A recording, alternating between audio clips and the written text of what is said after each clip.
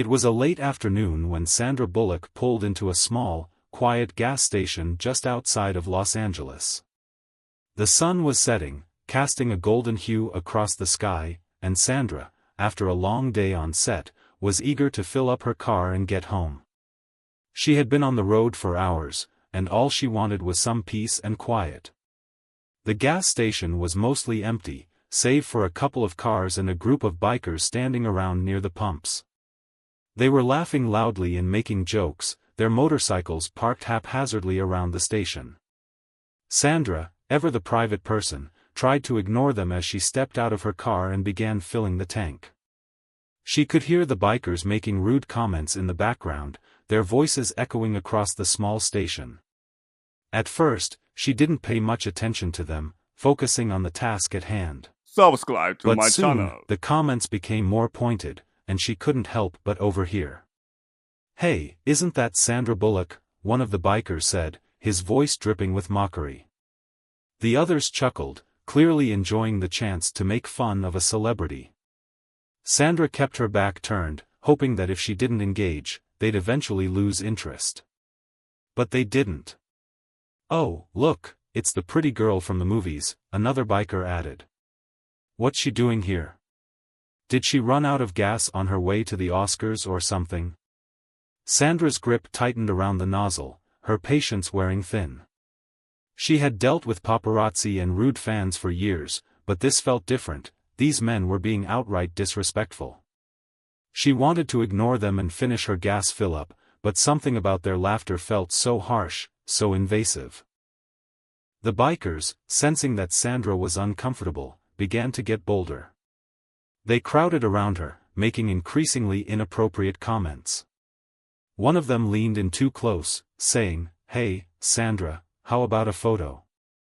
You know, for old time's sake." Sandra stepped back, visibly uncomfortable. "I'm just trying to get some gas," she replied, trying to stay calm and not let their taunts get under her skin. But the group wasn't letting up. One of the bikers, clearly the leader of the group, walked even closer, grinning.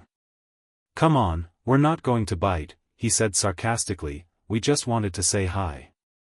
You don't look so glamorous out here at the gas station. You're just like us now, huh?" Sandra felt a wave of frustration. She was used to being recognized in public, but this was different.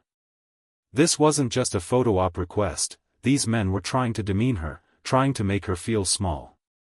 She tried to ignore them, focusing on the task of finishing up her gas, but the bikers weren't done yet. As Sandra reached into her purse to grab her wallet, the leader of the group made a final attempt to embarrass her.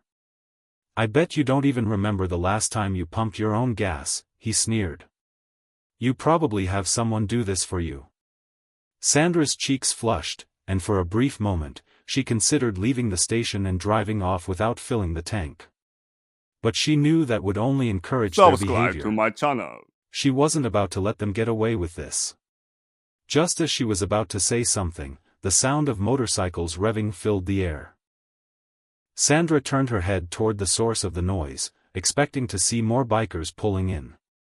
But instead, her eyes widened when she saw Clint Eastwood's signature black SUV pulling up to the station.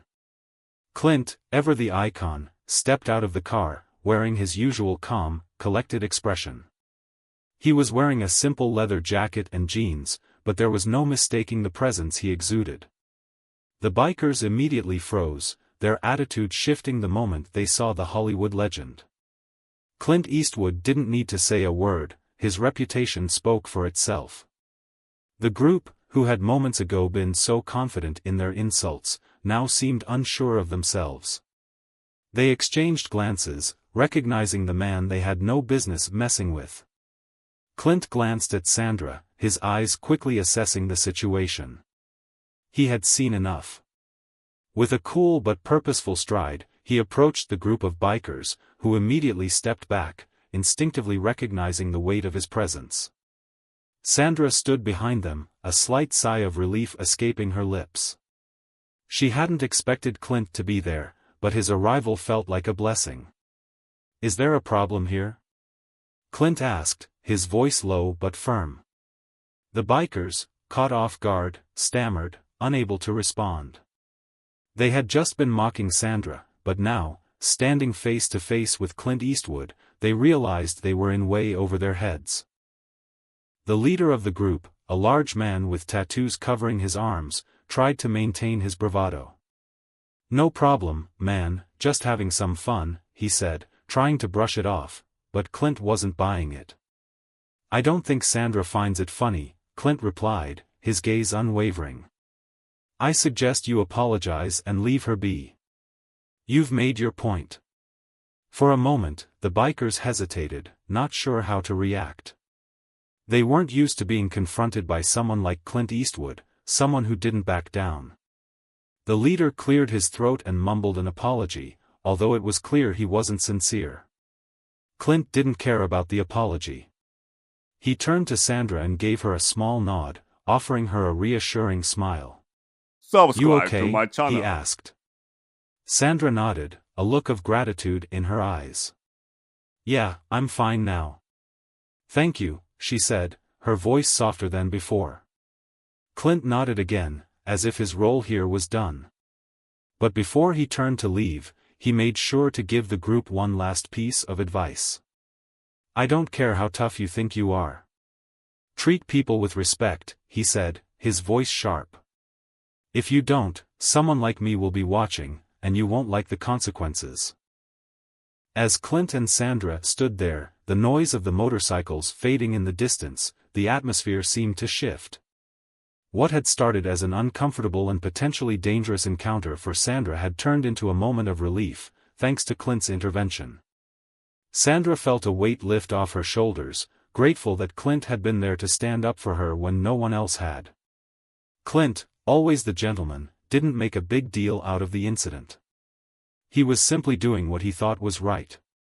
"It's never okay to treat anyone that way," he said quietly. "No matter who they are." Sandra gave him a soft smile. "I guess I'm lucky you were here," she said. Clint gave a small chuckle. "Luck had nothing to do with it," he replied. "Sometimes, people just need to be reminded that respect goes both ways." As Clint left the gas station, Sandra couldn't help but feel grateful. She was used to the glare of the spotlight, but she wasn't used to people treating her with such disregard. With Clint's help, she had learned that standing up for yourself doesn't always require confrontation. It can sometimes be as simple as someone offering their support when you need it the most. So, what do you think? Have you ever experienced a situation where someone stepped in just when you needed them the most? Let us know in the comments below. And don't forget to subscribe for more heartwarming stories like this.